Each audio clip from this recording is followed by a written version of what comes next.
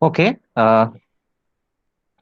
all know that Ode to a Nightingale. It was written in 1819, which was a significant year in Keats's life because most of his odes were written in that particular year, and this ode is considered to be the most important ode after Ode to a Grecian Urn.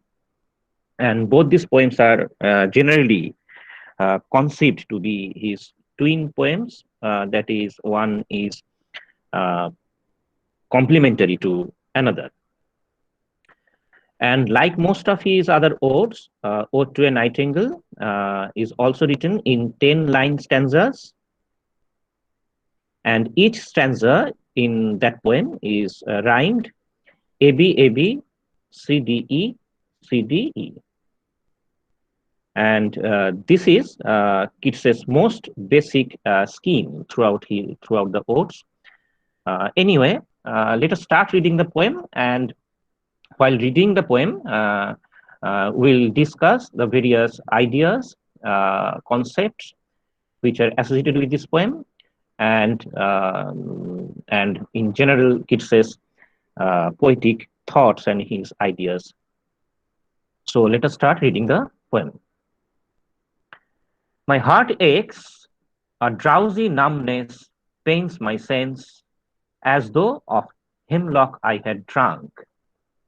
So my heart aches. So the poet is saying that his heart has a painful sensation, uh, and he's at the same time he's feeling a kind of a numbness, a kind of deadening sensation, as though he has drunk hemlock. So hemlock, as we know, it's a poisonous plant which produces death by paralysis. So the poet says that his heart aches, a drowsy numbness pains my sense. So here, pains, this particular word is used as a verb.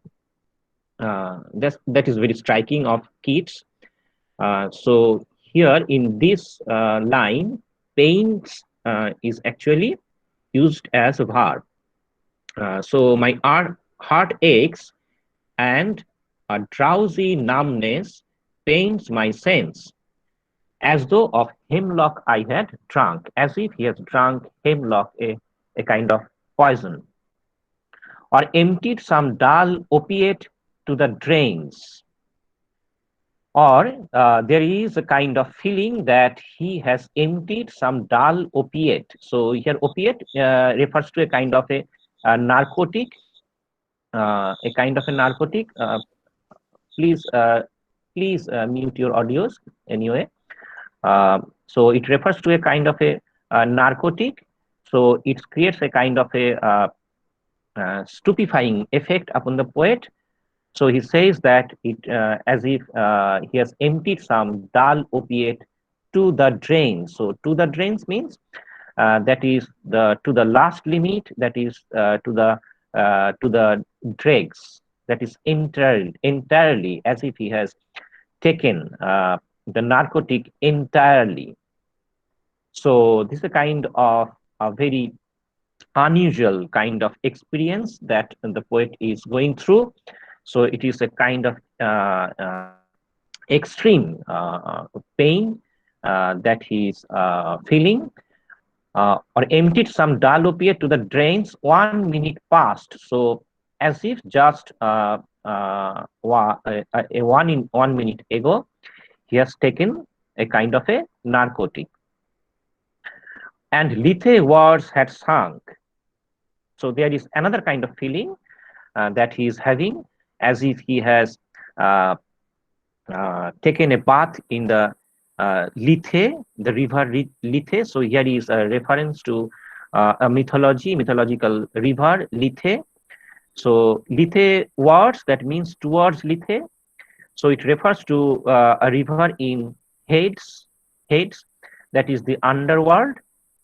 So Hades, a river in Hades, which inspires forgetfulness. So a kind of a river which inspires forgetfulness. So here is a mythological reference. According to Greek mythology, souls which are about to be incarnated drinks from it to forget the past lives. So to forget the past lives, one has to drink the water of Lethe or to take bath in it. So this is a kind of a mythological reference, as we know that Keats' poetry are often endowed with various kinds of allusion and references to Greek mythology, which is referred to as Hellenic culture. So Keats' Hellenism, that is one of his significant features of his poetry. This is called Hellenism, okay? Or emptied some dull opiate to the drains, 1 minute passed, and Lethe words had sunk. So in these 4 lines, the poet describes a kind of an unusual pain that he is going through. Now, in the next line, the poet says that it is not through envy of thy happy lot. So it is not that the poet is feeling a kind of an envy by seeing the happy lot, that is the happy condition of the bird, that is the happy state of the bird. So here poet looks upon the bird, nightingale, as a happy bird, though traditionally the nightingale is associated with the feeling of melancholy, but here Keats looks upon it as a bird which is a happy bird.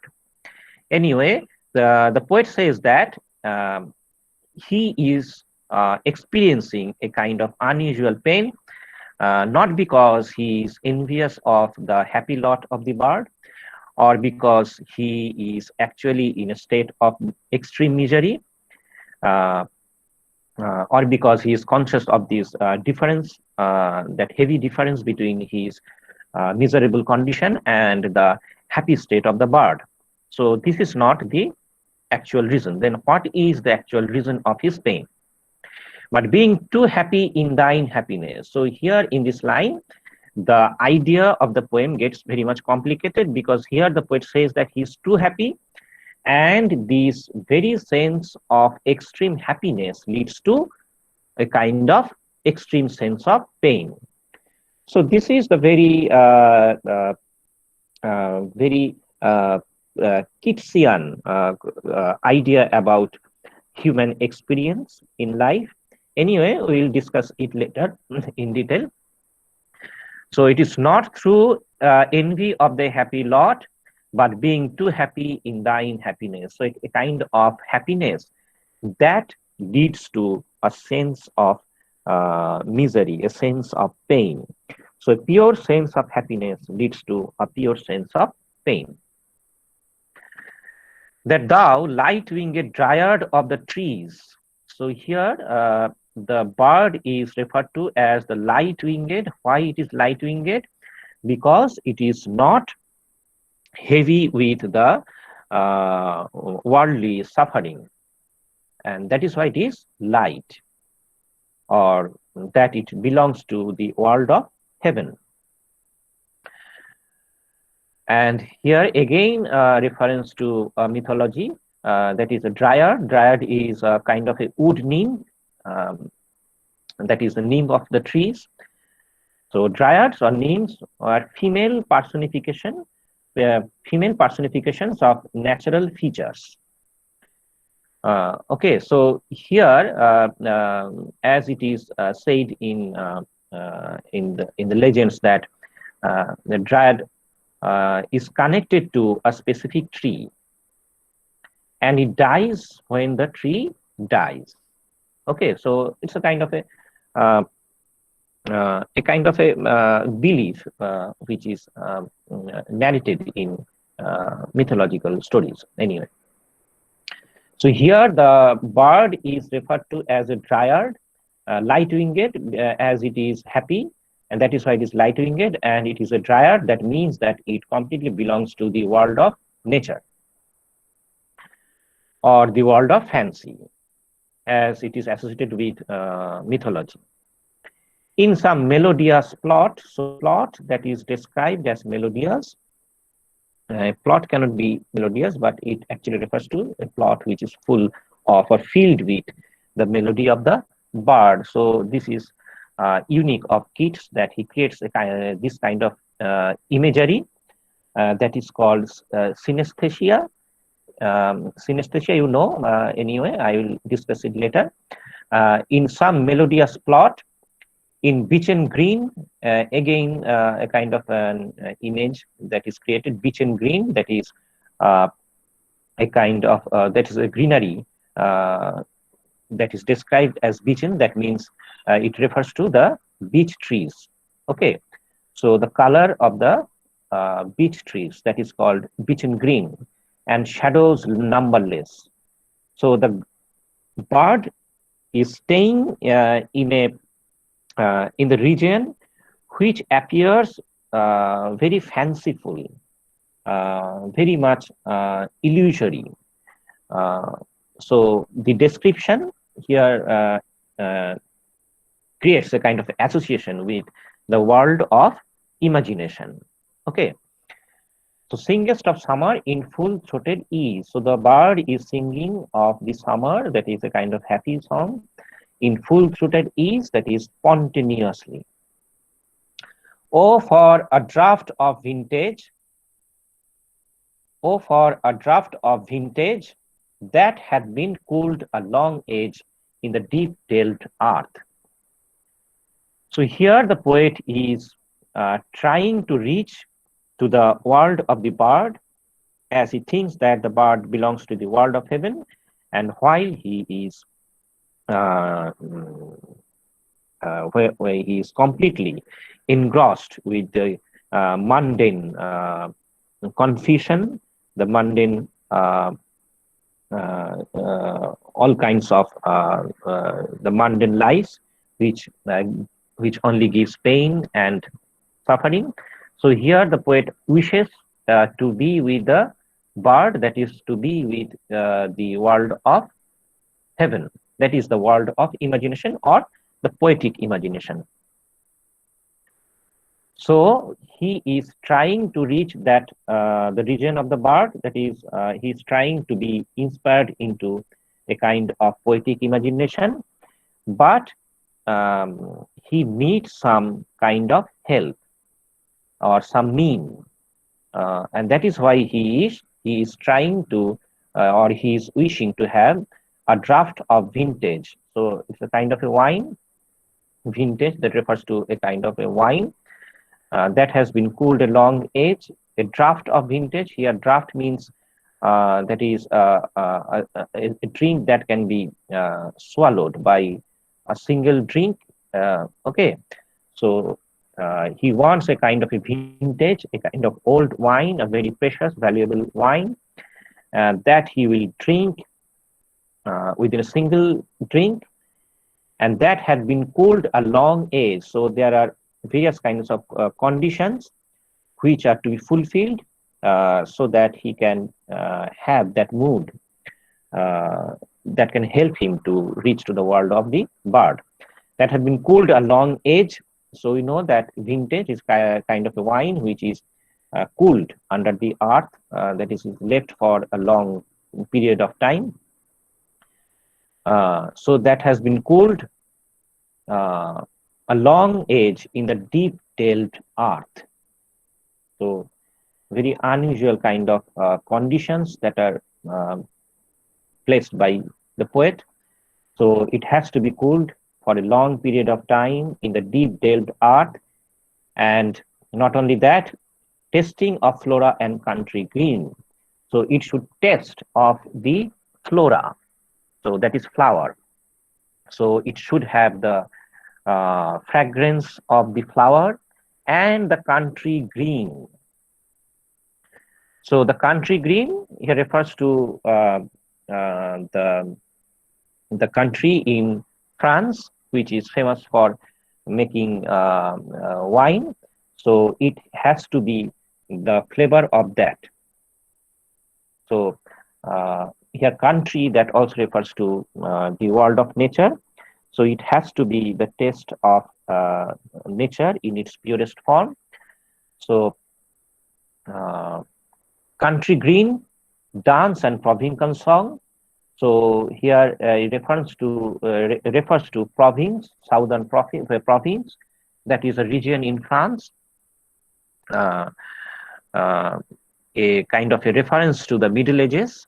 Uh, in the Middle Ages, the poets of the southern France, they used to write or sing love poetry or love lyrics. So here is a reference to those poets or troubadours of province, that is a country in France. So the poets of that time in the Middle Age, they used to sing love lyrics. So all these uh, ideas are associated with this particular line. Tasting of flora and country green, dance and provincial song, and sunburned mirth. Again, a kind of synesthesia used here, sunburned mirth. That is an excellent example of synesthesia in Keats' imagery. Uh, so here we see that flora, sunburned mirth. So all these experiences uh, refers to Keats's imagination or his sensuousness, that is called sensuousness.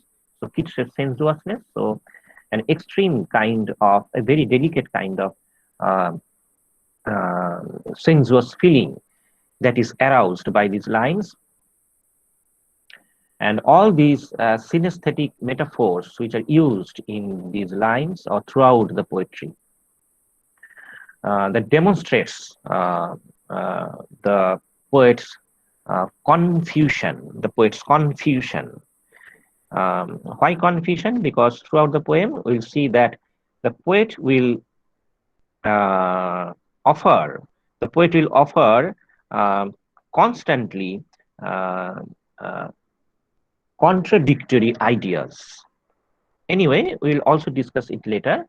That is also typical of Keats's poetry or Keats's poetics. So that confusion is created by such kind of imagery that is called uh, synesthesia or synesthetic metaphor. So sunburned mirth, oh for a beaker full of warm south, again a synesthetic effect. Oh for a beaker full of warm south. So here warm south, that also refers to the southern wine in France. Warm south, full of the true blastful hippocrene. So here a very difficult allusion that is made here. Full of true and blastful hippocrene. So hippocrene, that in Greek mythology, hippocrene was considered or is kind of a legendary fountain. Okay, so in Greek mythology, it is a kind of a legendary fountain. So a kind of fountain where the muses, that is the goddess of poetry, used to live. So a kind of a fountain which is located on Mount Helicon, and it was sacred to the muses. And drinking its drinking its water, it is supposed to bring poetic inspiration. So this is the association that here we see that the poet refers to the poetic inspiration actually. So drinking of the water of Hippocrene, according to the Greek mythology, it inspires poetic imagination. So as we know that Keats in this poem is valiantly trying to get poetic inspiration so that he can reach to the world of that bird.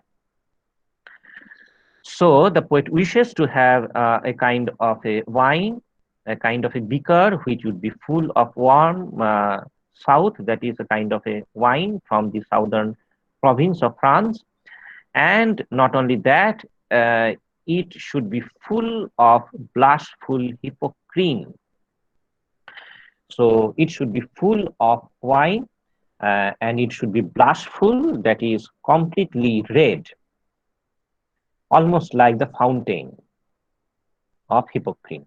Okay, so blushful hypocrine with beaded bubbles winking at the brim. So his sensuousness reaches its extreme level here.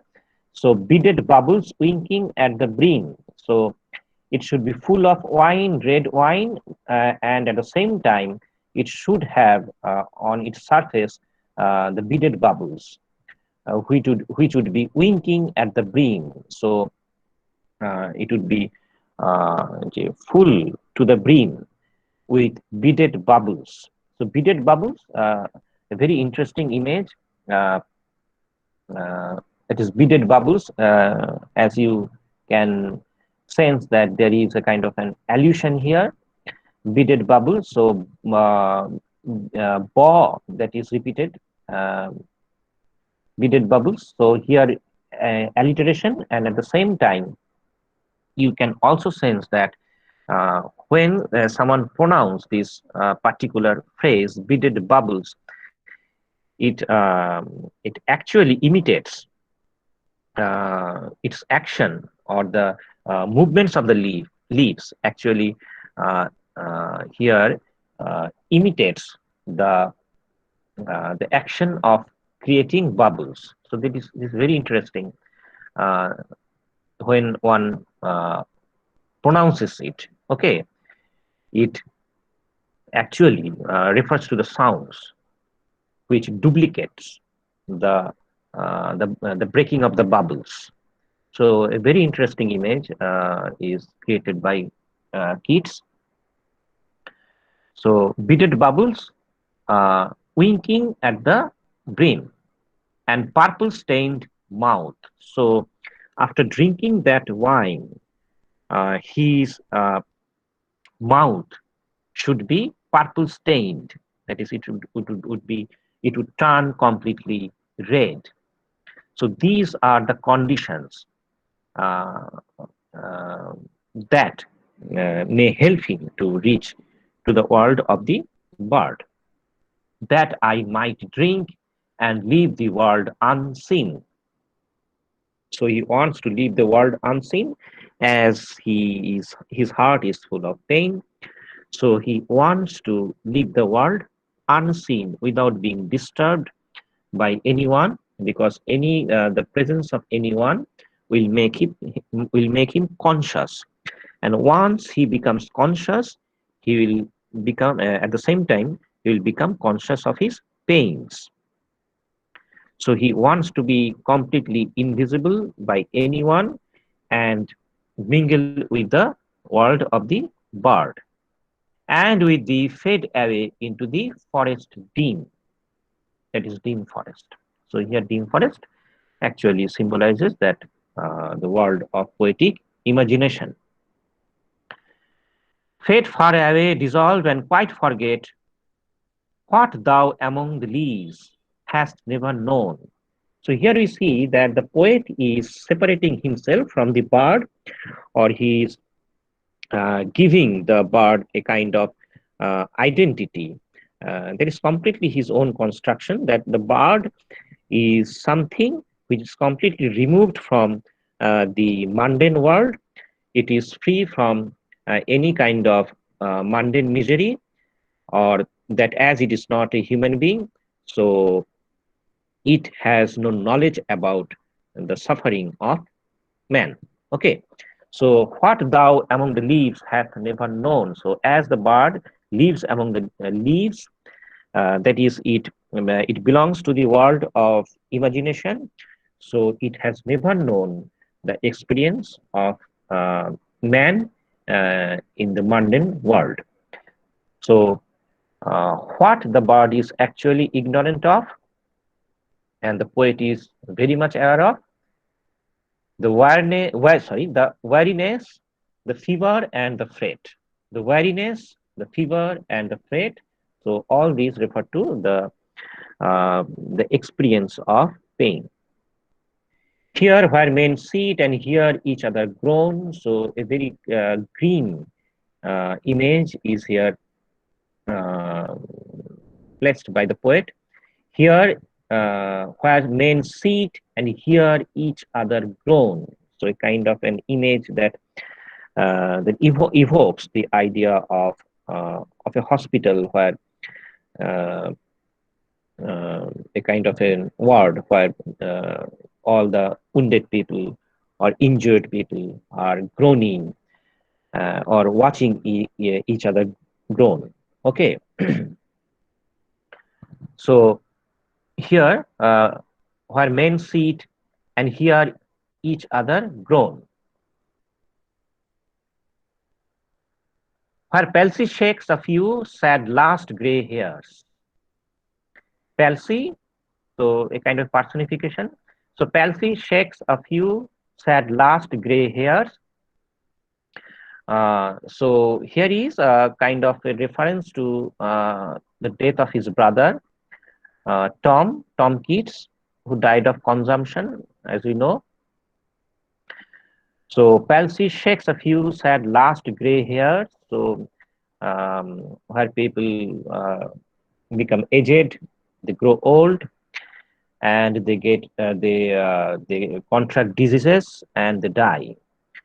Where youth grows pale, spectre thin, and dies. So here is a kind of a reference to, as I said, that the death of his brother.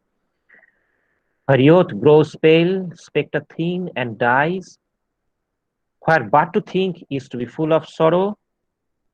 So as he's a poet, he cannot but think, but to think is to be full of sorrow. That is the irony of human life, that men are thinking animals, and whenever he try to think, he only invites pain. Okay, so to think is to be full of sorrow. Um, so here, where men sit and hear each other groan, where Palsy shakes a few sad last grey hairs, where youth grows pale, spectre thin, and dies, where but to think is to be full of sorrow, and leaden-eyed despair. Leaden-eyed despair. So the eyes become leaden, that is heavy with sorrow. Where beauty cannot keep her lustrous eyes, so beauty is here personified. So beauty, so that is another significant theme in Keats's poetry, that is beauty and mortality. Uh, so that is the conflict between beauty and mortality. So beauty that cannot be eternal. So it's a very common theme in poetry, as we know. Uh, where beauty cannot keep her lustrous eyes. So beauty is here personified as a beautiful person whose luster heart. That means actually female personality. That is a woman, beautiful woman, whose lustrous eyes cannot remain uh, beautiful forever. So it also becomes subject of time, death, and decay. So where beauty cannot keep her lustrous eyes, or new love pine at them beyond tomorrow. Beyond tomorrow means forever. So love, that is mean, that actually refers to the lovers. So lovers always pine, that is they lament forever, that the eyes of the beloved do not remain as attractive as before. So this is the condition of the lover or any human being upon living in the mundane world. Away, away, I will fly to thee, not charioted by Bacchus and his parts, but on the viewless wings of poesy. So here the poet suddenly changes his strategy. We see that he is actually he has been trying to reach to the world of the bird by the means of the wine. But now he changes his mind, and he feels that as all these things are mundane in nature, so they cannot help him to reach to the world of the bird or the world of eternity. So to reach the world of eternity, he can only have the imagination as his mean, uh, the only medium. Okay, that is why he says that away, away, for I will fly to thee, not charioted by Bacchus and his parts, but on the viewless wings of poesy. So here we see that Bacchus and his parts, as you know, that it actually refers to the Roman god of wine, who is traditionally shown in a chariot drawn by leopards. That is, so here parts actually refers to leopards. So by the not by the Bacchus and parts, but by the viewless wings of poesy. So poesy, that is here poesy actually means poetic inspiration or poetry in general. So a kind of visionary poetry. So here poesy means visionary poetry or poetic inspiration. Okay. So here you see that hearing the song of the nightingale, the poet longs to flee the human world. So in the first stanza, we see that hearing the song of the nightingale, the poet wants to flee the human world and reach to the world of the bird. So this was his first thought. Okay, so his first thought is to reach the world of the bird state through the medium of wine or alcohol. And in the second stanza, we see that he longs a kind of a vintage eh, to transport him out of himself. But after his meditation in the third stanza on the transience of life, as we read it, that Keats describes it in very grim images. So his meditation on the transience of life, he rejects the idea of being charioted by Bacchus and his parts, that is by the medium of alcohol. So he completely rejects that idea after his meditation on the transience of life. So once he gets aware of the fact that uh, all the mundane things are temporary, they cannot offer you the eternal pleasure. So mundane beauty is also subject to destruction. So it cannot offer you whether it is wine or it is a beaker full of red wine, full of beaded bubbles swinging at the dream, and all the conditions fulfilled, but still it cannot offer you that eternal joy. And that is why he chooses instead to embrace viewless wings of poesy. Okay, so he chooses viewless wings of poesy. So not charioted by Bacchus and his parts, but by the viewless wings of poesy, though the dull brain perplexes and retards, as he has said in the first stanza, that he is going through a kind of numbness, a kind of pain.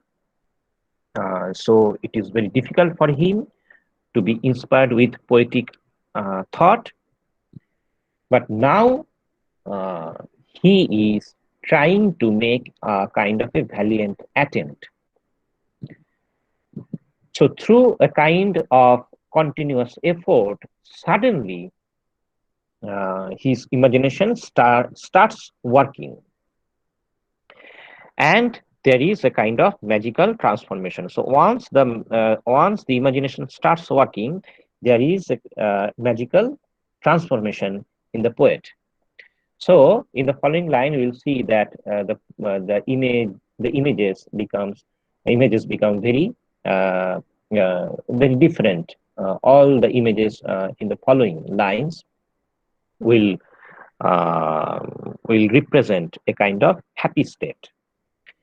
So already with thee, that means the poet has uh, at once reached to the world of imagination. Already with thee, tender is the night. So you see that uh, at once the images uh, that the poet is using all starts creating a kind of fanciful world which is full of happiness. Tender is the night, and that means happily, the queen moon is on her throne, clustered around by her starry face. So a very beautiful, fanciful description of the starry night uh, or moonlit night. The moon is conceived as the queen, which is surrounded by starry face, that is stars, which are imagined as fays, that is fairies. But here there is no light. So this is the difference. Save, that is, except what from heaven is with the breezes blown through the verdurous glooms and winding mossy ways. So verdurous gloom. So again a synesthetic effect. Verdurous gloom. So verdurous, that is that actually means green. So gloom, that is a kind of darkness which appears green, because in the darkness he can see the green leaves of the trees, and that is why it is described as verdurous gloom. I cannot see what flowers are at my feet. So here we'll see that powerful imagination that is working within the poet. And as we know that in romantic poetry, romantic ideas, imagination is always conceived as something highly powerful uh, that can um, endow someone with a kind of a strength, a kind of a vision with which he can see the truth and the actual truth, the truth which is absolute. So it is only through the power of imagination that one can see the real truth of life. So here we will see that by the power of imagination, the poet, even though he is in darkness, he can see or perceive each flower which are there in the garden. So that is a very uh, uh, fantastic kind of experience, that by the power of imagination he can judge each and every flower, though they are invisible, they are lying in darkness. I cannot see what flowers are at my feet, nor what soft incense hangs upon the boughs, but in embalmed darkness. So the darkness is embalmed. That means it is fragrant. So darkness cannot be fragrant. That means the air is fragrant actually.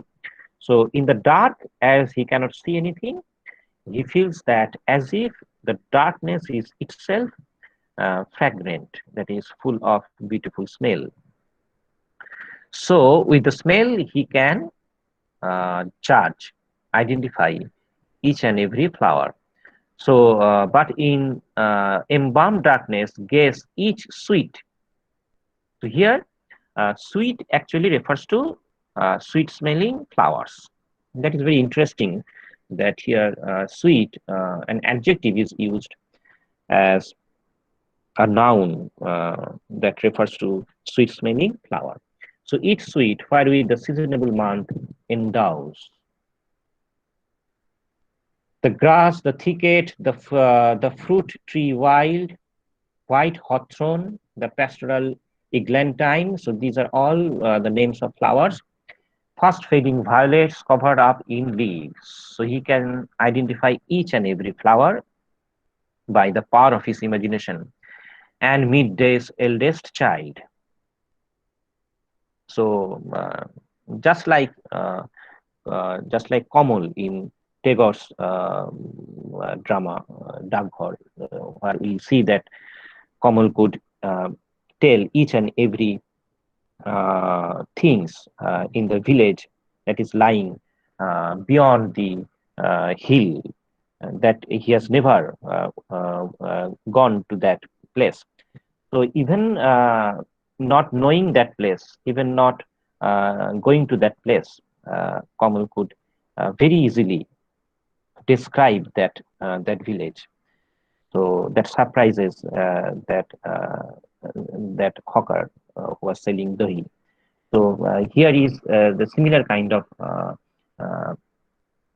representation of imagination, that how powerful imagination could be.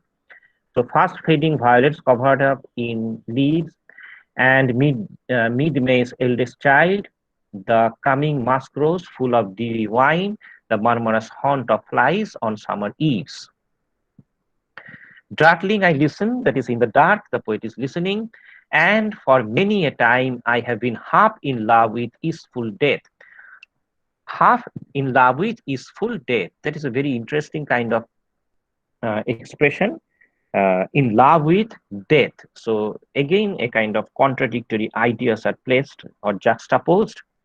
Uh, this is called paradox, that is paradoxical statement. Keats's poetry is actually a representation of paradox, that is paradoxical nature of human life. So here the poet says that he is half in love with easeful death. So it shows uh, uh, his love of death, and at the same time his painful experience of consumption. Okay, so that is why the poet is saying that he has been half in love with easeful death. So not fully in love with easeful death, but in half in love with easeful death. That may refer to that uh, he is actually uh, his um, extreme passion for life, as he was highly sensuous, and at the same time the painful experience of life makes him to uh, think of death. That is why this duality is represented by this particular phrase, half in love. Okay, so he's not completely in love, because as he is a sensuous poet, he has a very sensuous mind. Uh, uh, he has a great passion for life, but at the same time, that passion, that sensuousness, are actually leading him to experience life with its all negative sides. Called him soft names in many mused rhyme. So soft names, as if through a prayer, he has been wishing death. Called him soft names in many a mused rhyme. To take into the air my quiet breath, now more than ever seems it reach to die. But now, as his imagination is working fully, and now he feels he is completely transported to the world of imagination, so he now is completely free from the sense of pain. So, as he is completely free from the sense of pain, he feels that it is the best moment to die. So, if he dies now, there will be no kind of regret for him, as he is in a sense of extreme pleasure. So now more than ever seems it reached to die.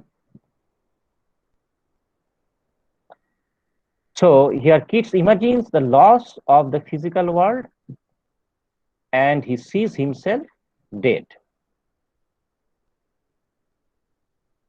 Okay, so the poet says that more than ever seems it reached to die. To seize upon the midnight with no pain, while thou art pouring forth thy soul abroad in such an ecstasy. So, as such a beautiful situation is created by the song of the Nightingale, so it's a kind of a very rare moment for the poet's life, and that is why he thinks that it is the best moment to die. Still wouldst thou sing, and I have ears in vain, as he will die. So his ears will no longer be able to listen to that beautiful song of the bird, though it will continue singing. Ears in vain, to thy high requiem become a sword. So thy high requiem. So the high requiem that here the song of the bird is referred to as a high requiem, that is a kind of a liturgical song, a kind of musical service for the dead. That is a kind of a funeral song. So a song which has been described previously as something which is uh, fully or entirely uh, or giving a kind of happiness or joyful mood, a kind of a happiness or joyful mood which is in its extreme condition. But now the poet associates it with a liturgical song, kind of a funeral song. So this is the uh, changes in the uh, poet's mind or poet's ideas or poet's experiences about the song of the bird. Okay, so here the poet uses a kind of a word, sword. Okay, so it's a kind of very very green kind of a word that is he's using here, that contrast with the images which are given just before that. So this kind of contradiction is very characteristic of this poem. So the contrast between the immortal bird and the mortal man. Okay, the sword here refers to man, which is mortal, and the bird, which is immortal, sitting or staying in the leaves, that is staying in the world of imagination. Okay, thou was not born for death, immortal bird. So that is why the bird is called immortal, because it is not born for death. Why it is not born for death?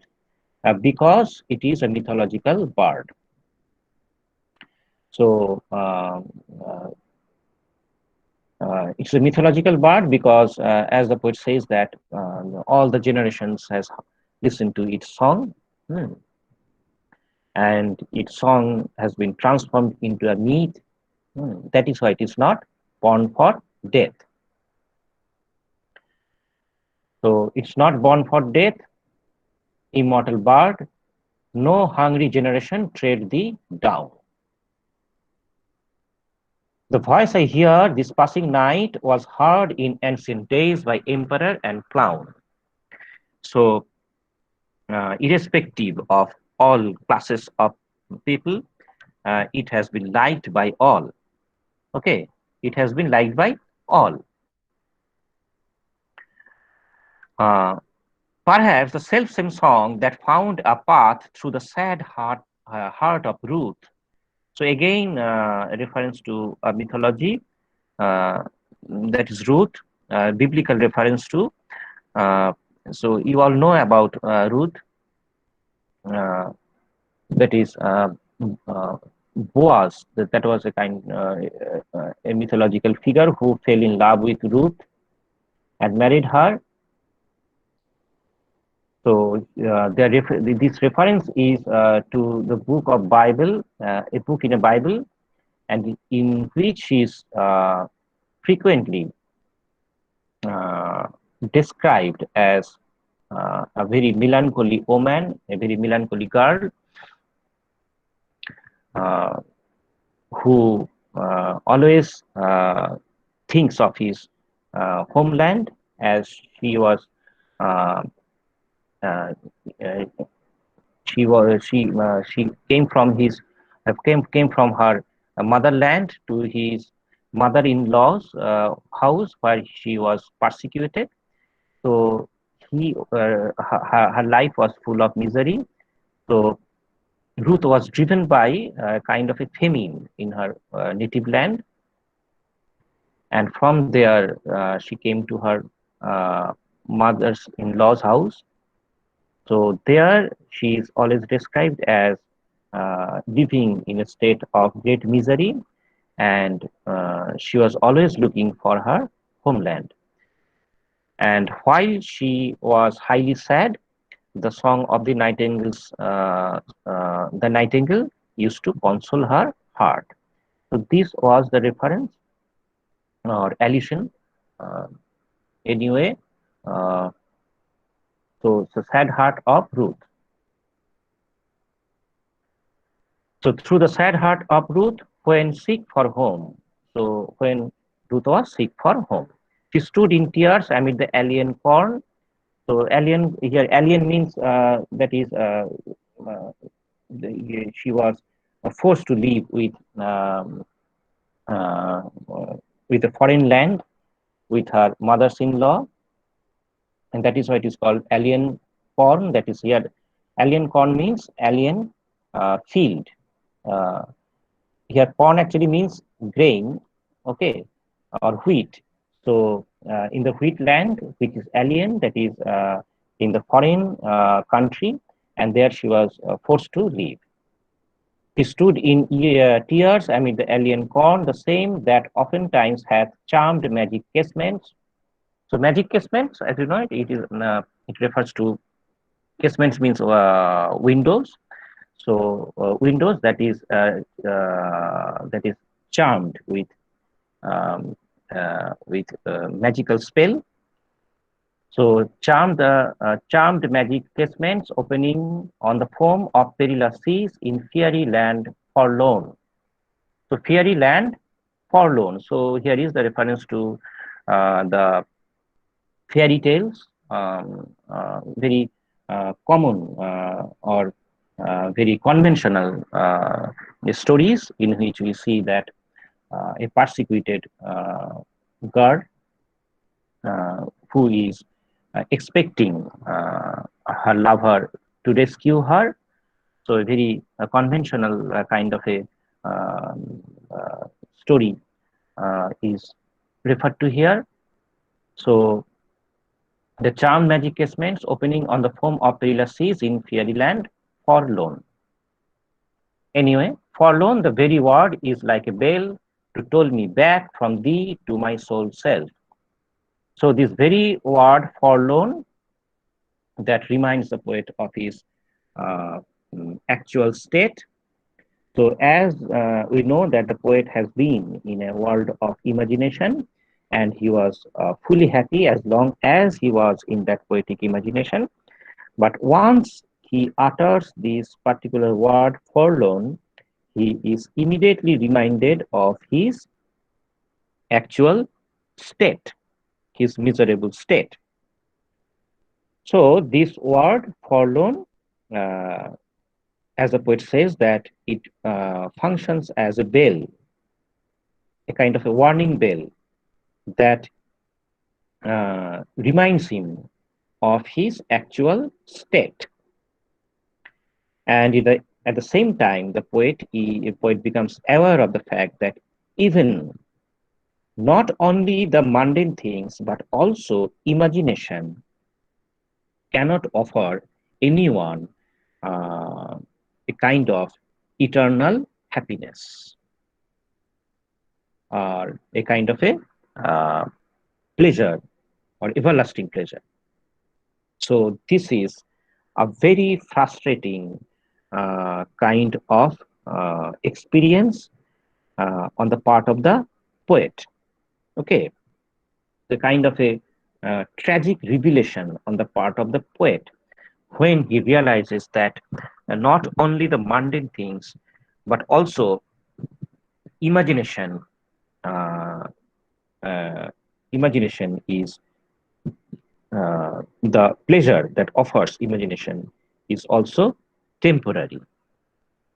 So that is a kind of a experience that completely breaks the heart of the poet. So he is suddenly uh, wakened from his uh, reverie. So a kind of a reverie that he has been uh, experiencing uh, with the association with the bird, but the sound of the word forlorn, he immediately is reminded of his actual state. And here is also the sense that the bird is flying away. As the bird is flying away, uh, the poet's dream suddenly breaks. Okay, so forlorn, the very word is like a bell to toll me back from thee to my soul self. So he again becomes conscious of his soul self. That is uh, highly tragic for the poet because this is the self which he is trying to forget by the power of his imagination. As human beings, we all try to do that too because we all try to forget our own selves by means of anything. So we are always in search of something that may help us to forget our own self because by only that mean we can have some kind of pleasure, uh, whether it by the means of wine, as the poet wished in that poem in this poem, and by various other means. But here the poet wished to have poetic imagination, but at the same time, we see that poet uh, meets with this same tragic uh, experience because again he feels that even imagination cannot offer him eternal joy. So it is a kind of a uh, deceptive experience. So imagination is also deceptive. So it's a highly tragic kind of revelation. So adieu, fancy cannot cheat so well. So imagination cannot cheat you. So it cannot uh, cheat you so that you can forget your own condition. So adieu, the fancy cannot cheat so well as she is famed to do, as in literature or in poetry. Imagination is always glorified as a kind of a powerful um, uh, that it can have a powerful effect upon human mind, or it can offer eternal joy. So these are all deceptions, deceiving elf. So here the poet calls imagination a deceiving elf. So the poet's experience or the poet's attitude is gradually, we see that it's changing.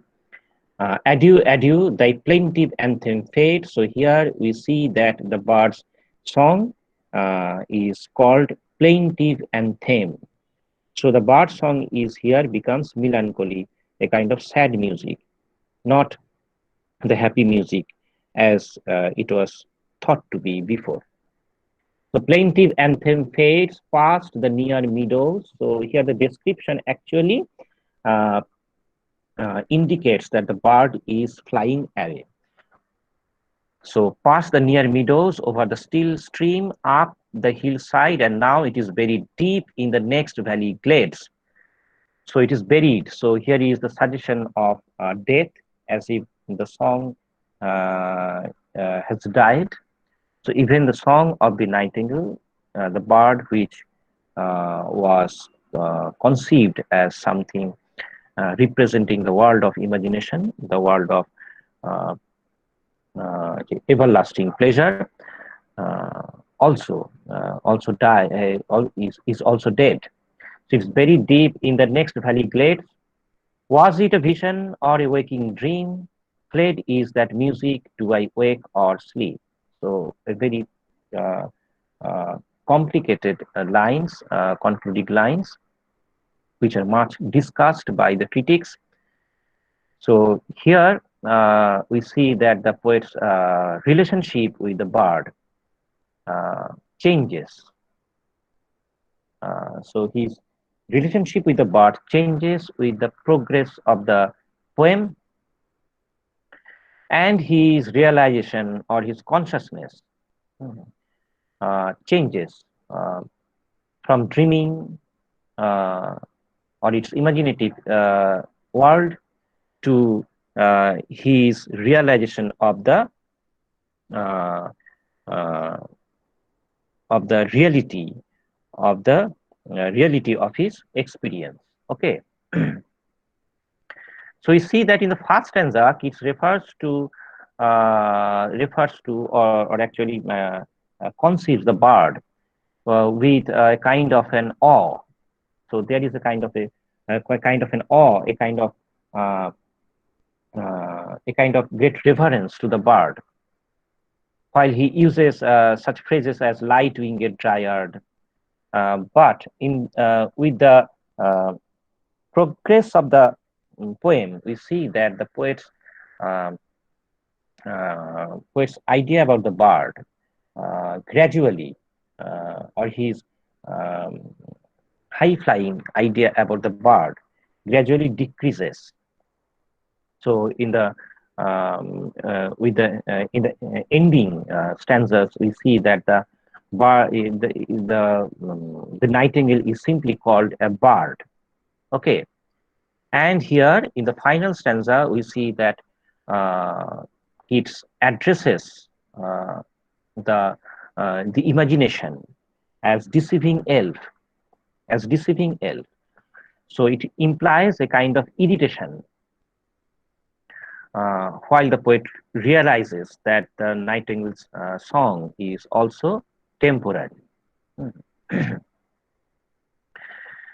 So we see that his views about the nightingale's song changes as the poem progresses. That is very interesting of this interesting side of this poem. So, uh, and in the last two lines, we see that poet wonders whether he has had a true insight, a true experience, a true vision, or whether he has been daydreaming. So it's a complete confusion on the part of the poet because he cannot realize uh, the experience that he has just gone through. So whether it is nothing but daydreaming or it is a real experience of truth, um, or an insight into the great truth of life. So he's completely confused, he's completely in a phase to decide. Okay, so he can realize whether it is a false vision or it is a real vision. That is suggested by the line, was it a vision or a waking dream? Was it a vision, or that is whether it is a true vision or a false vision? Okay, and these two particular lines, the concluding lines, actually emphasizes or represents Keats's idea about negative capability. As you know, that negative capability is a very significant concept which was introduced by Keats.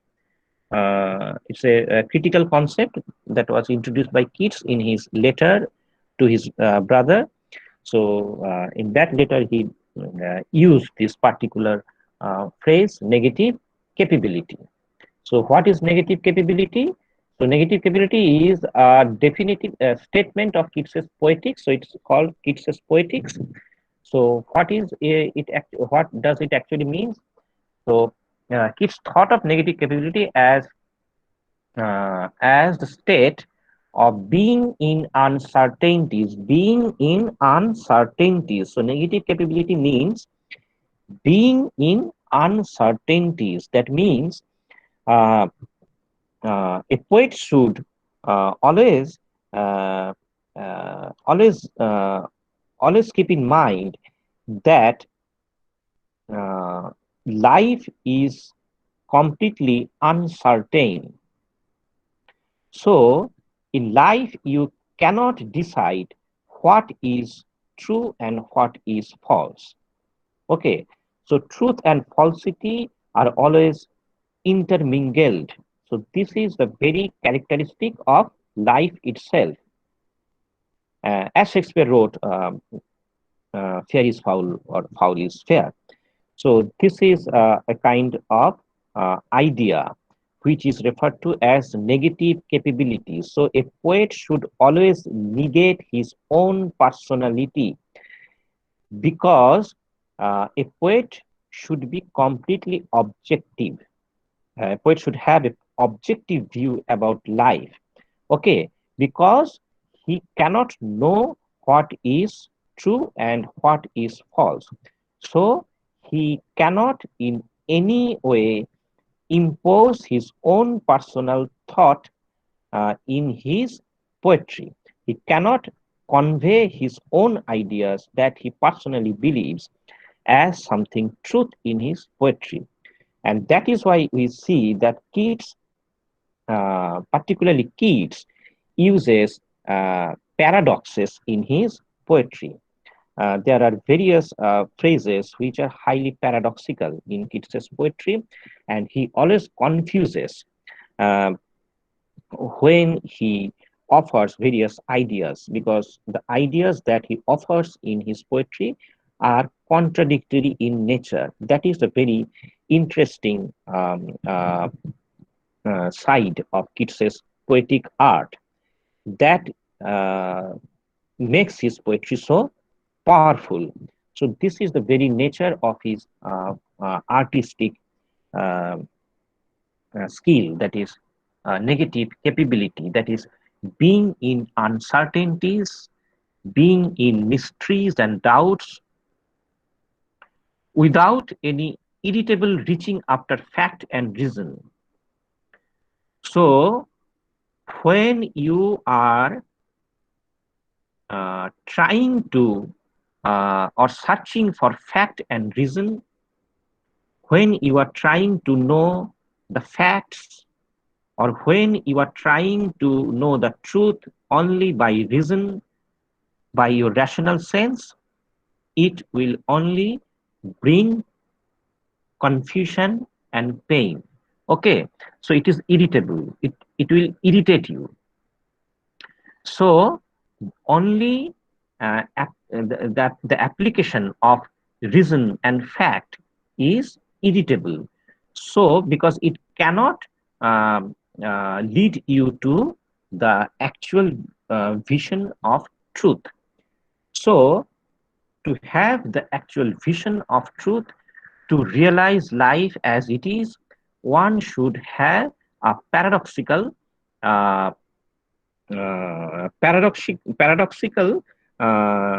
um, uh, uh, or a kind of looking at life which is based on paradoxical thoughts. Okay, which is based on paradoxical thoughts, that is in which the contradictory ideas will always be present.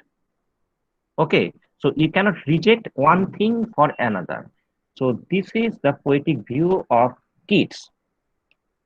So as it is very much found in Shakespeare's art, we know, and we all know about the art of Mona Lisa.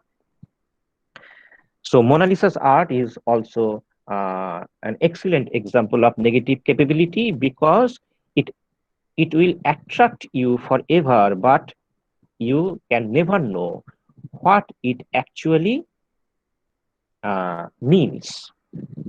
Okay, so it is completely uncertain. So it represents the uncertainties of uh, of knowledge. Okay, so you cannot know anything completely. Okay, so knowledge, our perception, everything in life is partial.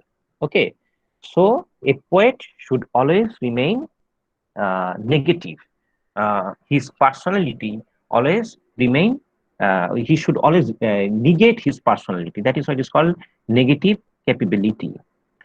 So we can also uh, associate this idea with T.S. Eliot's idea about impersonality.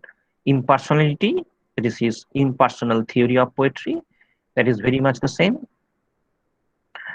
And as I said while I was reading the poem, that that paradox, that is also a very significant uh, feature in Keats's poetry. As you know, that paradox is a statement uh, that appears to be self-contradictory or silly, but it include a kind of a hidden Right. truth or profound truth. Yes.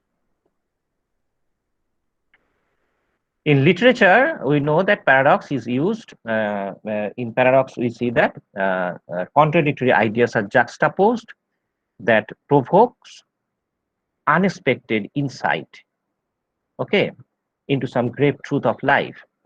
So, Clent Brooks, that is a famous critic, Keatsian critic, Clent Brooks, who says that the language of poetry is the language of paradox. So, language of poetry is the language of paradox. So, and paradox is a characteristic of Keats's poetry and thought. So, here we see that in this poem, particularly, uh, as the poet says, that the sense of joy also brings with it a sense of loss. So, as it is stated in the beginning of the poem, a sense of joy brings with it a sense of loss, a sense of pain. So, sense of joy and sense of pain are intermingled. You just cannot separate one from another. So, whenever you are in a state of extreme joy, you will be immediately be aware of a sense of extreme pain. So, without the sense of happiness, one cannot have the sense of pain. So, that means that pain and happiness may be the same kind of experience, the same kind of experience. So, this is the paradox of life. You can never know whether it is happiness or it is pain, because it is happiness that leads to pain, or it is pain that leads to happiness. So, you can never know. We are just giving or we are just giving two different names, but they are actually the same. So this is the major concern in this particular poem. Okay, so this contradictory nature, that is uh, pain and happiness, pain and pleasure, or intensity of feeling, intensity, and at the same time, numbness of feeling. The poet is very much intense, he is highly sensuous, but at the same time, he is feeling numb. That is also very interesting because if you if you are not sensuous, you will never feel numbness. So only a sensuous person can feel numbness. So this is another paradoxical nature of life. Okay, Another paradoxical nature in this poem is life and death. So when you are alive, you can only think of death. Okay. So, and mortal and immortal. So as we are mortal, we know that we are immortal, we are bound to die. And even after knowing that, we all wish to be immortal. We all search for something that is immortal. So we know that it is a frustrating attempt, a failing attempt, because we know that there is nothing in this world that can offer you immortal pleasure or can immortalize you. But at the same time, we are always trying to do something uh, uh, to have everlasting pleasure. So this is another irony or paradox of life. Okay, and again, uh, actual and the ideal. Okay, the poet knows that the bird is a mundane thing, that is the actual nature of the bird, but at the same time, the bird is conceived as something ideal.